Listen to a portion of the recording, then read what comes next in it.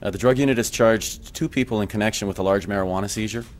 Working off a tip earlier this year, we initiated an investigation which led to a major arrest and seizure late last week. During the course of the investigation, it was determined a large quantity of processed marijuana was being transported from British Columbia to Alberta. Last Thursday, officers conducted a traffic stop on 2 vehicles in a northwest Calgary parking lot.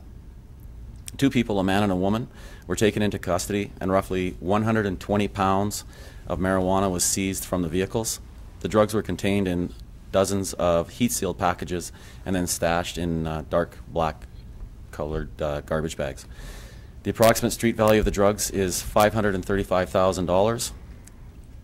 Sandra Pearl Dalpe, 61 years, of Chestermere, is charged with trafficking cannabis, marijuana, and possession for the purpose of trafficking. Douglas Paul Hernew, 51, of Calgary, is charged with possession for the purpose of trafficking. Can you tell us about how you guys came across this?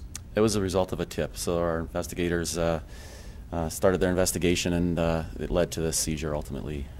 So this marijuana was brought from, what you guys alleged, brought from British Columbia to... That's correct. Was the tip originating in Alberta or in British Columbia? I can't speak to that. These people that are charged, are they known to you? They weren't known to us prior to Thursday, or prior to the investigation being initiated. Does that concern you at all? I mean, such a large volume, people that you're not aware of?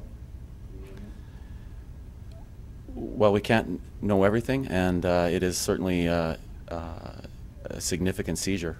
But ultimately, it was a tip that led us to these individuals, and I'm sure that the other people that are maybe conducting themselves illegally will ultimately be running the risk of having tips passed on to the police about them as well. So is this linked to gangs? Significant seizures of marijuana on any kind of a drug is ultimately going to be linked to organized crime, you bet. So it is linked to organized crime here? It is linked to organized crime at some point in the process, for sure. Are these people linked to organized crime? Not that we can link at this point, no. So you have no idea where the drugs were coming from? I will say that the drugs came from British Columbia. But like originating from, was it a grow up? Was it passed through somewhere else? All marijuana comes from a grow up. Well, but it was likely, with this amount of marijuana, it was likely from several grow operations. So now, are you guys seeing more and more marijuana kind of moving east with Washington State has changed their laws and making it easier for that? Like less marijuana goes across the border. Are you seeing it more come this way? You know, that legislation that legalized the marijuana down in the States is fairly new, so I don't think we're going to see the repercussions of what's going on down there, at least something in numbers that we can actually concretely attribute to what's going on in the States at this point. Can you compare this seizure with other ones that you've had in recent times? How does this compare? This is a significant seizure. In recent memory, I can't recall a seizure of this size of processed marijuana in Calgary, but it is, in any location, this would be considered a significant seizure. So these two, are they still in custody? Are they... As far as I know, that they've been released and are pending their first appearance. and was this collaboration with the RCMP as well? It was a Calgary Police Service investigation. So did you guys pick them up as they came into Calgary? They were arrested in a northwest Calgary parking lot at a commercial location. Would you be able to give us that location?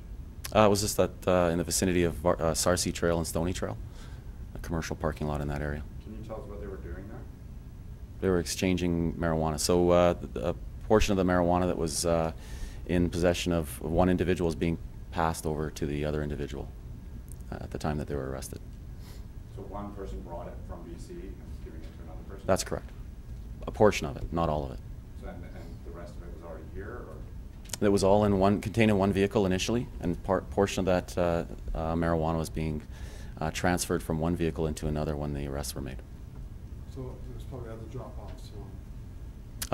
That would be a reasonable assumption. That wasn't what we had encountered at that point, though.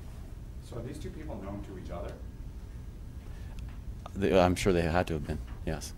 So this wasn't like, I mean, I don't want to say they were in business together, but I mean, was this a one-off deal, or was this something that had been going That would be speculation on our part, for sure. Any others?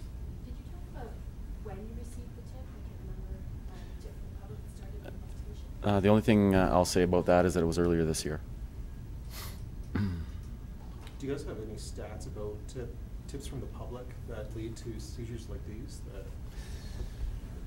I don't have any specific stats. I will say that tips from the public are very important to the police. We rely on them for the starting point of many of our investigations, and ultimately they do end up in charges in many cases, and of various quantities and of drugs.